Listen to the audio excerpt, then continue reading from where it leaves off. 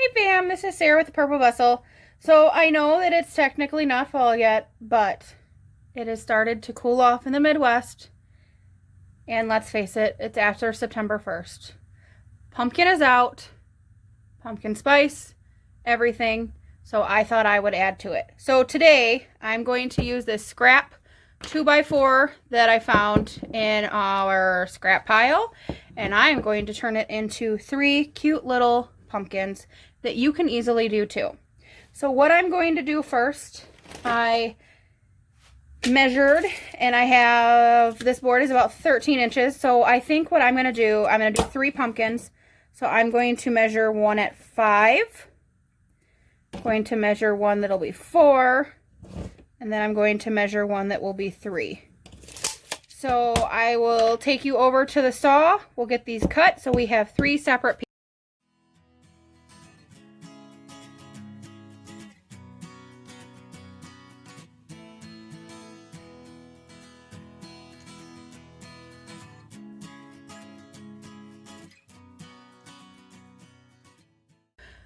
Real life confession, you may notice that the piece of wood we cut on the saw was not the original piece that I measured out.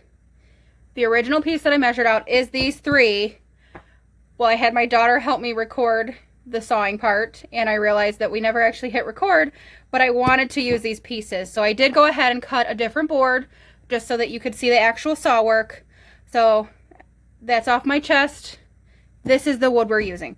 So if you'll notice, the wood I used is pretty beat up. And I forgot to mention earlier, if you don't have access to a lot of wood or you don't have extra 2x4s laying around, Menards usually always has a scrap pile. And they have shorter cuts of wood that are cheap that would work really well. Because honestly, I want this because I like the rustic look.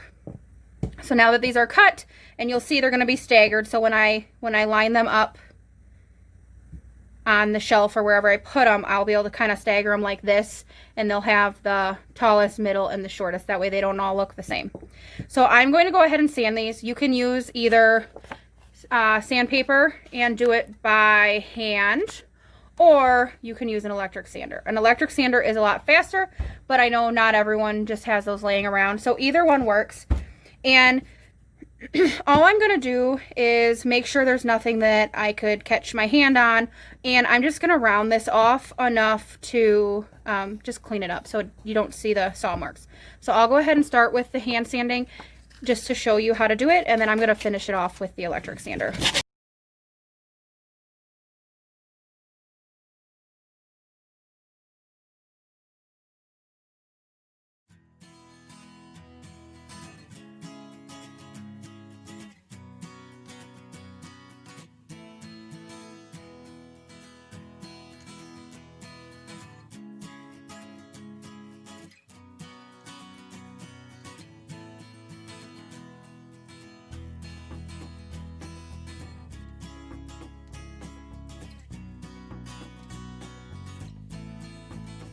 I am now ready to paint.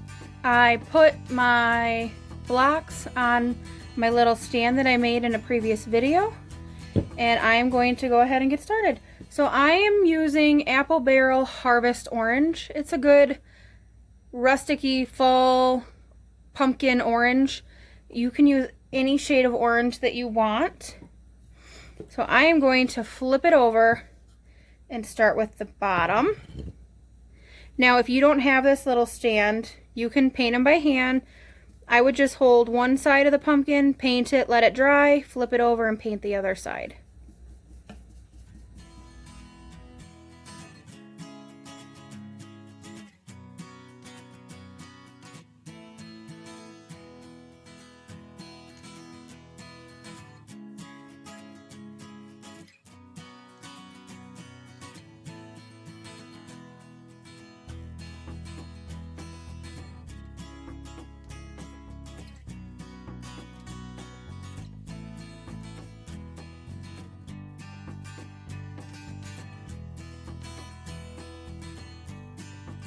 Our blocks are now dry, so we can move on to the next step. So right now is when you decide if you want your pumpkins to look more like brand new pumpkins or if you want them to be rustic.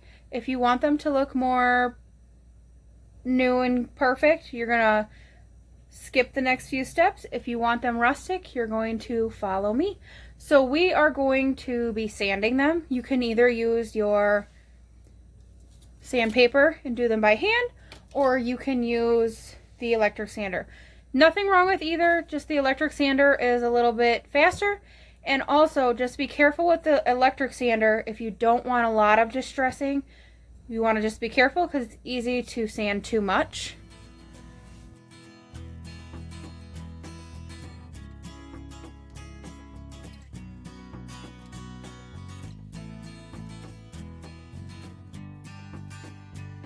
Okay, blocks are all sanded and I like how they look.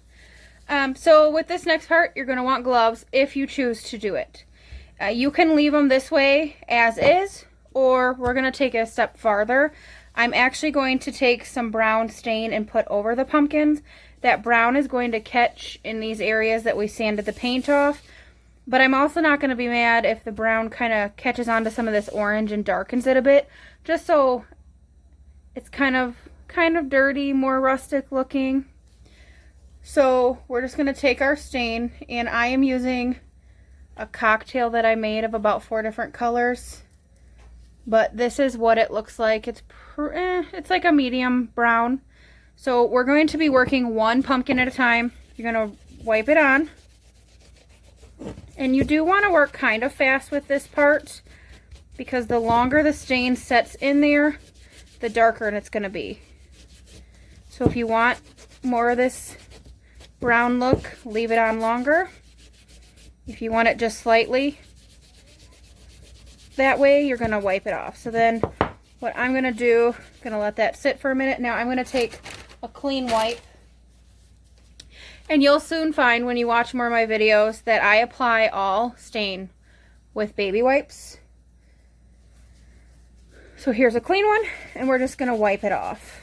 And you just don't want it to sit, because if you have too much stain, it'll kind of pool and get jelly-like, and it just stays sticky for longer, and it's hard to get off.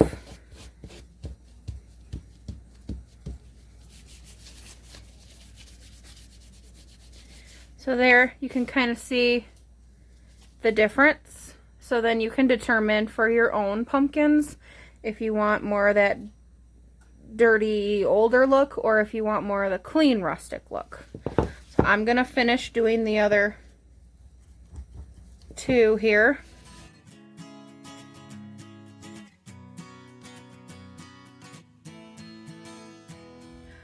My stain is all dry now.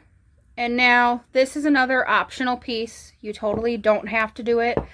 I drilled in a hole. If you can see, that was as close to the circumference of my sticks. So you are going to need as many sticks as pumpkins you decide to do. And I got these 3. I did use a saw to cut these so that they were flat. You definitely don't have to. You can just break them off the stem. But I purposely look for ones that kind of had curves and imperfections, just because I thought they'd be more fun. So now you can use a few different things to attach these. I am going to use this. It's a gel super glue. I just get this one at Dollar Tree.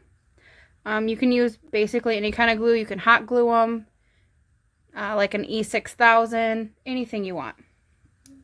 So I'm going to start with this one.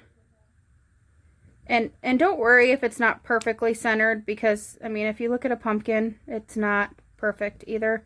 Just kind of fill that hole. And then I'm just going to put that in there. And if you have some glue spill out, don't worry about it, because we're going to eventually cover that.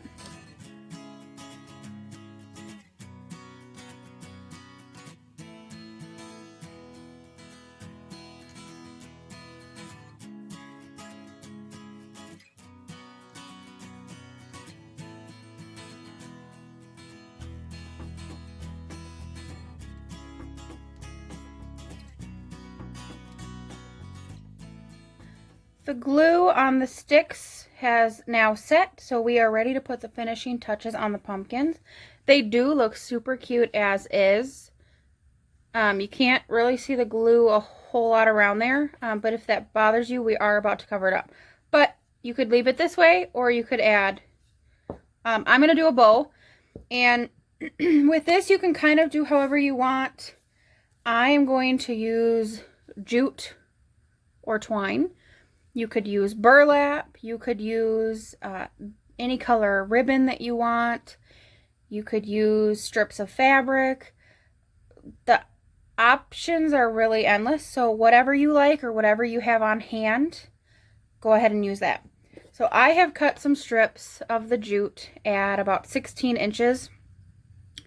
I'm going to do one green, one natural color, and then I'm going to do one that has both, and then we can see what looks better at the end. Okay, so this is just kind of like tying your shoe. Wrap it around, put that through, and then I did cut these extra, so don't worry about getting these the right lengths for now.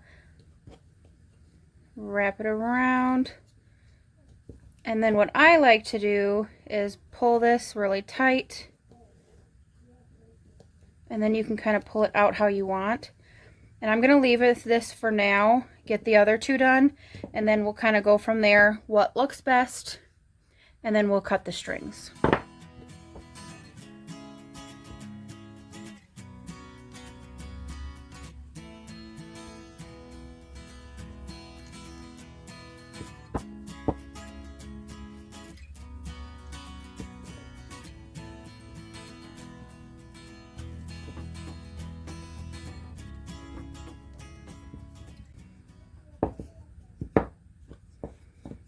Okay, so I'm thinking this one, because the pumpkin is so small, I do want to take the strings off a bit. I don't want to go too short though.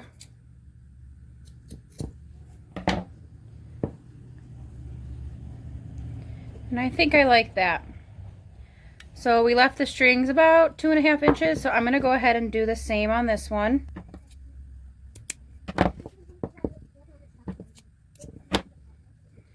And then you can kind of bend this to get this to sit where you want. Now, if you are worried about these falling off, you can go ahead and put a little dab of super glue or hot glue back here, but I don't think you'll even need to. So I'm going to display them kind of like this. I will include a picture once I get them staged in my home. Thank you for watching. As always, feel free to like and subscribe to see more of my DIYs. Have a fabulous day.